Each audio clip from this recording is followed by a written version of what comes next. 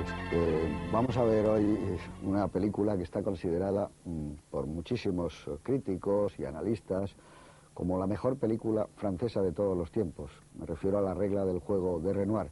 También es una película que desde que se repone en la copia que vamos a ver ahora, hacia mitad de los años 60, está considerada en una de las 3 mejores películas de la historia del cine. Es una película complicada, pero me parece que es una verdadera alegría poder contemplarla. Quizás una obra que en su momento tendría eso que luego Umberto Eco llamó una ópera aperta, una obra abierta. Es una obra que me parece que rompe el cine narrativo que se había hecho hasta ese momento. Incluso hay quien aventura, me parece que era Truffaut, el que decía que es la liquidación total del cine mudo con una nueva manera de contar. Renoir, que ya había hecho grandes películas y que las seguiría haciendo, me parece que sitúa perfectamente esta obra en lo que podríamos llamar el eje o el centro de su cine. Creo que se tienen que fijar ustedes en muchísimas cosas. La verdad es que yo estoy deseando de pasar ya el testigo a Miguel Marías porque quiero que me explique cosas de la gran ilusión que yo no conozco. Van a ver ustedes que los actores, por ejemplo, están como sobreactuados. Todos son unos actores excepcionales. Muchos los hemos visto en otras películas, incluso en el cine americano, como es el caso de Marcel Dalió, etc. Yo creo que si están así es porque, evidentemente, Renoir quiso sacar de ellos otra cosa distinta que no fuera su talento y su oficio. Quiso situarlos en mitad de una puesta en escena, en mitad de una película, y sacar algo absolutamente verosímil y cierto en su manera de interpretar. En este sentido creo que también hay una innovación, es una puesta en escena que no se apoya en el montaje. Hasta entonces el montaje era muy necesario, y me refiero al montaje a nivel de arreglo, en matizar, en solucionar problemas de la puesta en escena. Aquí va todo como con una sensación de a ver qué ocurre. Voy a terminar solo con algo que dijo Truffaut, que me parece de las cosas más hermosas que se han dicho de esta película, que uno tiene la sensación cada vez que la ve, de que es la primera vez que la ve, pero de una forma auténtica, que si la vieras otro día pueden suceder otras cosas, que tienes esa especie de intuición de que lo que estás viendo no va a ser siempre así, que esa escena se puede desarrollar de otra manera, que dependerá probablemente de los actores o dependerá de Jean Renoir. Es como estar viendo continuamente la filmación de La regla del juego. Creo que es una película de lo que luego vamos a hablar mucho, pero como digo, estoy deseando que Miguel Marías nos hable de esta obra que no es teatro filmado, que tampoco es una película poética, que no es un drama, aunque tiene algo de drama, que es una tragedia alegre, en fin.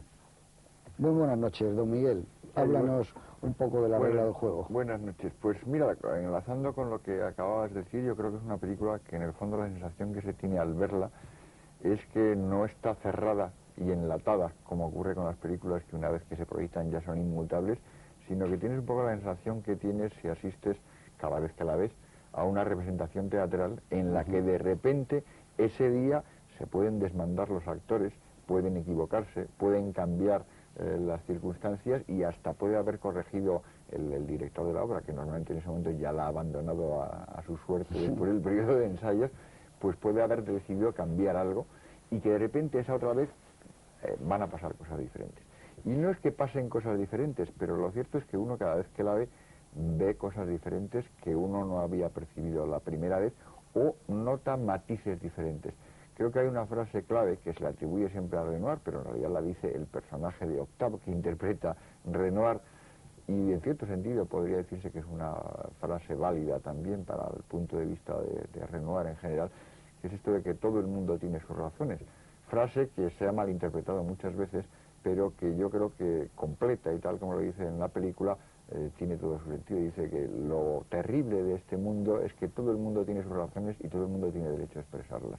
Yo creo que en esta película Renoir lo que hace es dar a todos los personajes la ocasión de que se justifiquen o se expliquen de alguna manera, y entonces nos convierte en jueces permanentes de lo que está sucediendo y nuestra opinión va cambiando.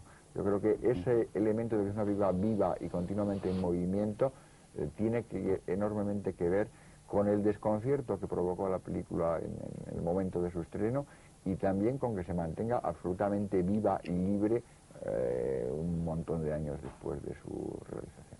Muy bien, estoy absolutamente de acuerdo, Miguel. Buenas noches, Fernando Méndez Leite.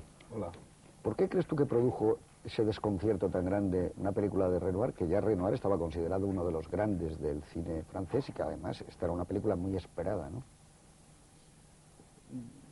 Pues yo creo que desde la perspectiva de hoy se entiende difícilmente, porque yo creo que es una película que se ve muy bien y que es muy divertida y muy inteligente y perfectamente asequible a todos los públicos.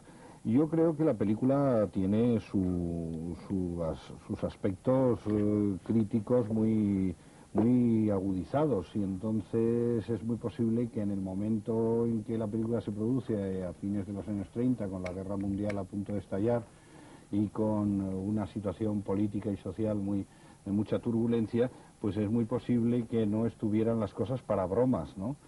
Pero yo creo que esta película, entre otras cosas, describe muy bien, claro, desde un punto de vista, por supuesto, muy irónico a una aristocracia y a una alta burguesía, y también a la servidumbre de esa alta burguesía con todas sus debilidades y sus contradicciones. Y por otro lado, lo que sí creo es que es una película especialmente conseguida, ¿no? Es una película muy redonda, en donde nada sobra y nada falta, y que además de ese aire que habéis subrayado, de ese aire como de que están las cosas ocurriendo por primera vez, sin embargo, todo también tiene el aire de algo muy elaborado y muy trabajado y muy bien previsto por el director, ¿no? A mí es una película que me entusiasma, me parece una obra maestra. Quizá también pudo chocar porque no tiene demasiado que ver con las películas que inmediatamente antes acababa de hacer Renoir, ¿no? Como La bestia humana o como La marsellesa o Le crime de Monsieur Lange, aunque bueno, hay algunas cosas que sí pueden estar anunciadas en películas anteriores, pero quizá esperaban una película más seria de Renoir, aunque esta es muy seria, por otro lado. Y muy triste, por eso... Muy triste, muy pesimista. Es una película muy pesimista, pero que no tiene el aspecto de película pesimista. Claro. Buenas noches, Eduardo Torres Dulce. Buenas noches. Esta es una película de una gran influencia en el cine que vino luego. ¿Dónde, como dato quizá para la gente que va a verla y que algunos no hayan visto, qué podríamos rastrear de influencia en esta película, en el cine moderno? Pues yo creo que es una película de una influencia enorme, y no solamente en el cine europeo, donde la influencia ha sido brutal desde mi punto de vista, particularmente en la Nouvelle Vague. Hay que citar a Truffaut, que es, yo creo, un hijo espiritual muy directo de Renoir y muy particularmente de esta película, pienso yo, ¿no? Pero incluso en cineastas aparentemente tan alejados de Renoir como puede ser Luis Buñuel. Pensar en El ángel exterminador, en El discreto encanto de la burguesía, por citar dos películas, podríamos citar mucho más, incluso Viridiana, está prácticamente en gran parte la semilla de este gran artista. Luego hay cineastas pues como Rossellini, en el que pienso yo que la influencia ha sido ciertamente muy evidente, particularmente esta película de casi todo el cine de Renoir, pero yo de alguna manera veo también conexiones, ya sé que probablemente no habrá influencias, aunque era un cineasta, un profesional muy querido por los clásicos de Hollywood, pues por ejemplo Ford lo cita con bastante frecuencia, Hawks, Hitchcock, casi todos le apreciaban enormemente su talento y su profesionalidad, lo que es raro por parte de estos cineastas, pero es un cineasta que se puede emparentar perfectamente con Wilder, con su aspecto, digamos, cínico y pesimista a la hora de ver los seres humanos, el corte de corteza de los seres humanos.